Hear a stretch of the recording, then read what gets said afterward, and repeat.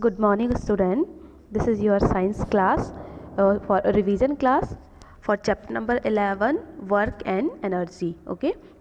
So, in this chapter, we will study about only exercise solution.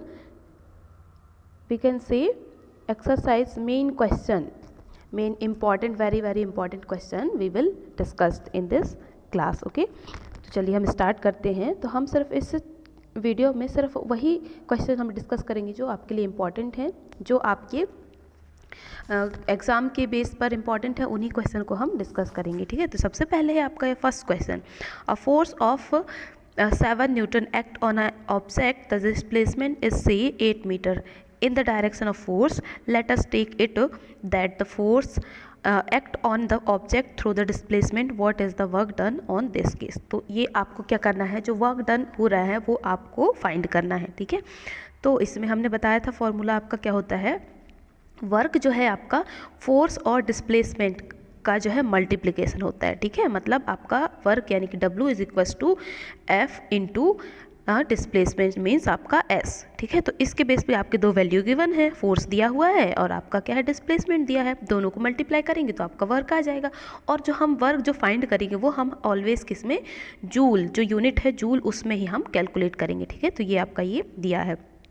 ठीक है ना, ये जूल में. ठीक. तो ये आप ध्यान रखेंगे कि हमें जूल में ही ये फाइंड करना है. ठीक. तो नेक्स्ट क्वेश्चन क्या कह रहा है. When do we say that work is done. Work done कब होगा. हमने बताया था कि वर्क डन तब होगा जब कोई भी ऑब्जेक्ट हम उस पर फोर्स लगाएंगे तो उस ऑब्जेक्ट में जितना डिस्प्लेसमेंट होगा उसको ही अपन वर्क कहते हैं. ठीक है. तो वही इसमें कह रहा है कि work is said to be done when force cause displacement on an object in the direction of applied force is known as work. Okay. And next question क्या कह रहा है. Write an expression for the work done and force acting on it. मतलब यहाँ पर आपको जो है मैथमेटिकल जो आपका फॉर्मूला है उसको बताना है. तो आपका क्या होता है, work done is equal to force into displacement. ठीक है. तो ये आपका नेक्स्ट क्वेश्चन. एंड अब हमें डिफाइन करना है 1 joule of work.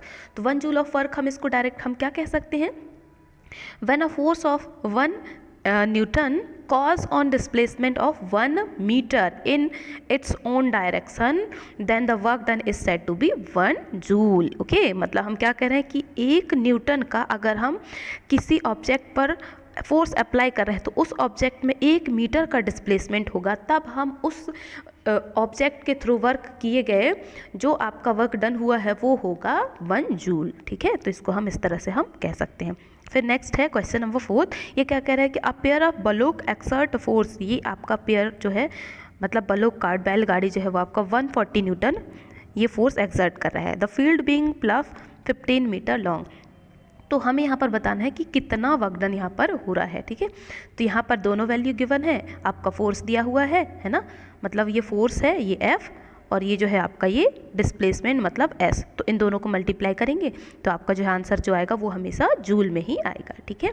And what is kinetic energy of an object. तो काइनेटिक एनर्जी को हमने कहा था कि energy possessed by an body by, या फिर हम कह सकते हैं कि एनर्जी पॉसेस्ड बाय मूविंग और motion due to the motion of an object is called kinetic energy. ठीक है. तो आपका जो एनर्जी है वो कब जनरेट हो रहा है, ऑब्जेक्ट के मोशन होने पर. तो हम यहाँ पर क्या कहेंगे, the energy possessed by the body by their motion is called kinetic energy. ठीक है. अब next question, kinetic energy of an object of mass. ये आपको ये दिया हुआ है तो इसको आपको कैलकुलेट करना है. ठीक है. मतलब यहाँ पर जो है ये कैलकुलेट क्या करना है हमें, वेलोसिटी गिवन है और आपकी kinetic energy, what will it's kinetic energy when its velocity is doubled. मतलब आपकी जो वेलोसिटी है जब इसको हम डबल कर देंगे तो इसकी काइनेटिक एनर्जी क्या होगी. And what will it's kinetic energy when its velocity is increase 3 times. जब हम इसकी 3 टाइम एनर्जी इंक्रीज कर देंगे तो वहाँ पर मतलब 3 टाइम्स वेलोसिटी इंक्रीज करेंगे तो आपकी काइनेटिक एनर्जी क्या होगी. ठीक है. सबसे पहले हम क्या करेंगे, काइनेटिक एनर्जी फाइंड करेंगे. ठीक. तो अलग अलग प्रोसेस में, तो काइनेटिक एनर्जी के लिए क्या होता है फॉर्मूला, 1/2 mv². ये आपका फॉर्मूला होता है. तो इसमें हम m और v स्क्वायर की वैल्यू हम यहाँ पुट करेंगे. ठीक है. तो काइनेटिक एनर्जी आपको गिवन है, मास हम फाइंड कर लेंगे. ठीक है. तो ये यहाँ पर इस तरह से ये 2 kg आ जाएगा. फिर हम क्या करेंगे, जो हमारा वेलोसिटी है, क्या वेलोसिटी, ये 5, इसको हम डबल करेंगे. ठीक है. जब हम इसको डबल करेंगे तो उसके बाद हम काइनेटिक एनर्जी कैलकुलेट करेंगे. ठीक. तो ये हाँ ये देख सकते हैं ये इस तरह से काइनेटिक एनर्जी 1/2 mv², इसको जब हमने डबल किया मतलब 2 × 5 किया तो 10 आ गया। अब 10 को हम यहाँ पर स्क्वायर में कर दिए। अब सेकंड टाइम में क्या करना है, उसको ट्रिपल करना है, ठीक है। तो 3 × हम क्या करेंगे यहाँ पर 5 करेंगे, 3 × 5 तो आपका आ जाएगा ये क्या है, ट्रिपल करने पे फिर ये आपके आंसर जो आएंगे वो जूल में आएंगे, ठीक है। When do we say that work is done, अब हम कब कहेंगे कि वर्क आपका डन हुआ है, तो वही बात है, ये क्वेश्चन आपका रिपीट हुआ है ना जो हमने बताया था, तो ये यहाँ पर ये इस तरह से हमने इसको एक्सप्लेन किया। अब नेक्स्ट अपन देखते हैं व्हाट इज़ काइनेटिक एनर्जी, तो ये भी हमने बताया, ये क्वेश्चन भी आपका रिपीट हो गया है, ठीक। तो ये हमने जो है यहाँ ये देखिए। अब नेक्स्ट अपन आते हैं व्हाट इज़ पावर, ठीक है। तो पावर क्या है, तो power is defined as the rate of doing work, क्या है, रेट ऑफ डूइंग वर्क। तो पावर को हम पी से डिनोट करते हैं, ठीक है।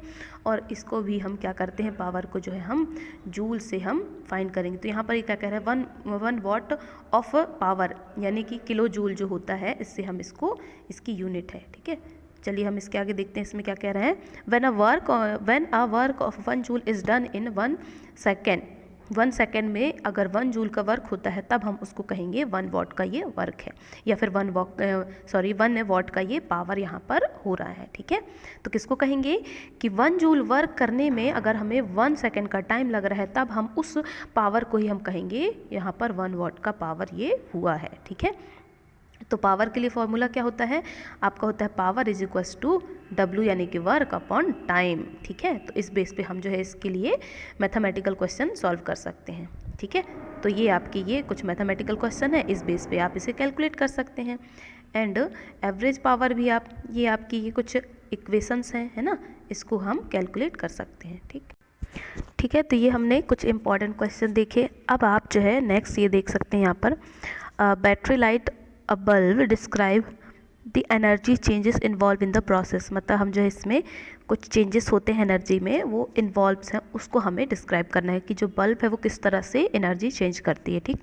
तो जैसे देखो इसमें क्या कह रहे हैं, within the electric cell of the battery the chemical energy change into electrical energy, ठीक है। सबसे पहले एक बैटरी में क्या है, जो केमिकल एनर्जी है वो किस में चेंज होती है, change into electrical energy. The electric energy on flowing through the filament of the bulb first change into heat energy, जैसे ही जो इलेक्ट्रिक एनर्जी है वो फ्लो होती है किसमें, फिलामेंट के थ्रू बल्ब में, तो सबसे पहले ये किस में चेंज होती है, change into heat energy, and then it change into light energy, फिर उसके बाद वो जो हीट एनर्जी है वो लाइट एनर्जी में चेंज होती है। तो ये आपका इंपॉर्टेंट क्वेश्चन है। एंड नेक्स्ट क्वेश्चन क्या कह रहे हैं, certain force acting on 20 kilogram mass change its velocity from 5 metre per second to 2 metre per second, calculate the work done by the force, मतलब यहाँ पर जो वर्क डन हो रहा है उसको आपको कैलकुलेट करना है। तो मास आपका दिया हुआ है m 20 kg एंड u जो है आपका कितना है 5, और उसके बाद v जो है आपका मतलब v यानी कि इनिशियल और फाइनल है, ठीक है। तो v फाइनल ये आपका दिया है 2 मीटर पर सेकेंड, तो w यानी कि वर्क हमें ये कैलकुलेट करना है। तो ये सिंपल है, इसमें हम क्या करेंगे, यूजिंग ये जो आपका काइनेटिक एनर्जी के लिए फॉर्मूला है W = 1/2 mv², और इसमें अपन क्या कर लेंगे माइनस 1/2 mu², ठीक है। तो इसके फॉर्मूले से हम जो है ये कैलकुलेट कर सकते हैं, ठीक। तो यहाँ पर हम v और u की वैल्यू हम रखेंगे और उसके बाद हम कैलकुलेट करेंगे, तो आंसर जाएगा हमारा 210 जूल आएगा, ठीक है, -210 जूल। अब नेक्स्ट क्वेश्चन है, what are the various energy transformation that occur when you are riding a bicycle, जैसे हम बाईसाइकिल चलाते हैं तो हमारी जो एनर्जी है वो कैसे ट्रांसफॉर्मेशन होती है, one form to another form, ठीक है। ये हमारा जो लॉ ऑफ कंजर्वेशन है उस पर बेस्ड है। तो सबसे पहले यहाँ क्या कह रहा है कि the chemical energy of food change into heat and then to muscular energy, सबसे पहले क्या है, जो हमारे बॉडी की जो केमिकल एनर्जी है फूड की वो किस में चेंज होती है, वो हीट में, यानी कि हमें जो है पसीना आता है ना, जब हम साइकिल चलाते हैं तो वो हीट एनर्जी में, फिर उसके बाद ये किस में कन्वर्ट होती है, muscular energy. And on pedalling the muscular energy change into mechanical energy, जैसे हम पैडल मारते हैं तो जो हमारी मस्कुलर एनर्जी है वो किस में चेंज कर देती है, उस एनर्जी को मैकेनिकल एनर्जी में, ठीक है। तो इस तरह से हमारे चेंजेस होते हैं। अब नेक्स्ट क्वेश्चन यहाँ पर क्या कह रहे हैं कि certain house hold has consume 250 units of energy during a month, how much energy is this in joule, कितनी एनर्जी ये जो है जूल में आपकी जो है वो खर्च होगी, ठीक है। तो energy consumed in a month, ये टोटल ये 250 यूनिट्स हैं। मतलब यहाँ पर क्या है 250 किलोवाट जो है आपका पर आवर, इतना ये कंज्यूम करता है। तो 250 को पहले हमें वॉट और आवर को सेकंड में कन्वर्ट करना पड़ेगा, ठीक है। तो सबसे पहले हम क्या करेंगे, 1 किलोवाट में कितना होता है 1000 वाट, और 1 आवर में आपका होता है 3600 सेकेंड। तो इसको हम इससे मल्टीप्लाई कर देंगे तो हमारा आंसर ये आ जाएगा इतना, ठीक है। मतलब अपन क्या कर लेंगे 9.0 इंटू 10⁸ यानी कि यहाँ पर 1 2 3 4 5 6 7 8 जो 1 2 3 4 5 6 7 8 0 आपके हैं, तो 10 के पावर में हमने 8 यहाँ पर पुट किया है, ठीक है। और ये 9, इसको आप जो है ये भी ऐसा लिख सकते हैं 9 इंटू 10⁸ जूल, ठीक है। ये आपका आंसर, इस तरह से हम ये कैलकुलेट करेंगे। फिर नेक्स्ट क्वेश्चन है, a person hold a bundle of hay over his head for 30 minutes and get tired, he has done some work or not, justify your answer। मतलब यहाँ पर एक पर्सन जो है उसने अपने सिर के ऊपर 30 मिनट से उसने कुछ रखा हुआ है, ठीक है। मतलब एक जो वजन है उसने वो उठाया हुआ है, तो वो वर्क किया है कि नहीं, इसको हमें जस्टिफाई करना है। तो वर्क की डेफिनेशन तो हमारे चैप्टर के अकॉर्डिंग डिफरेंट ही हो गई है ना।